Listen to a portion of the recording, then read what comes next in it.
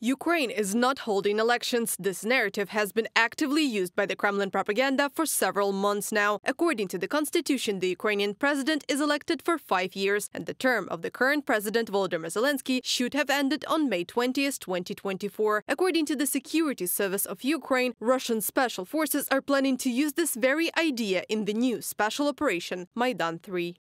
According to the enemy's plans, the situation in our country will be shaken up in the first half of June, and then, taking advantage of this, Ukraine will be militarily defeated in the east. This is the key idea of their operation. From the statement of the Committee on Intelligence under the President of Ukraine in the Telegram channel Security Service of Ukraine. The main task of the Russian propaganda is to demoralize Ukrainians and suppress their resistance. After all, the Russians cannot do it on the battlefield. To spread disinformation about mobilization, the legitimacy of the Ukrainian government, as well as nuclear blackmail, the Russians plan to use social networks, in particular Telegram.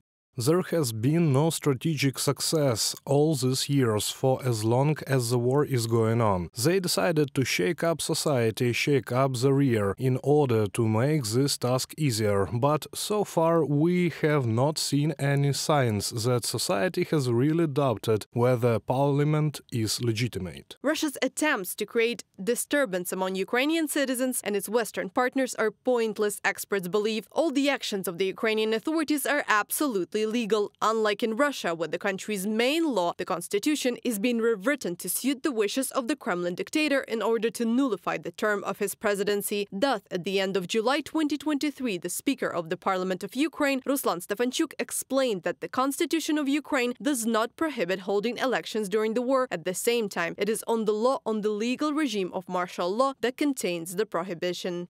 The martial law explicitly prohibits holding elections, and since the legislation regulating elections has a whole series of requirements as to how and to what standards they are conducted, we also understand very well that it is impossible to ensure these standards. And at the end of the day, there are provisions in the legislation as well as in the constitution regarding parliament. For example, there is an explicit provision that prohibits holding elections during martial law. Of course, our partners agreed with this, and they look at public sentiment at the results of various polls. And the society in Ukraine understands perfectly well and agrees that it is not worth holding elections in Ukraine before the end of martial law, and it is practically impossible. In addition, Article 11, Paragraph 4 of the Constitution says that the powers of the President of Ukraine, provided for by the Constitution of Ukraine, may not be restricted under martial law. There are no doubts about the legitimacy of the Ukrainian authorities among Western allies either. Meanwhile, experts emphasize that the current Russian government is not legitimate. After all elections since 2018 in Russia have been held taking into account not legal voting in the temporarily occupied Ukrainian territories, Donetsk, Luhansk, Kherson and Zaporizhia regions, as well as Crimea.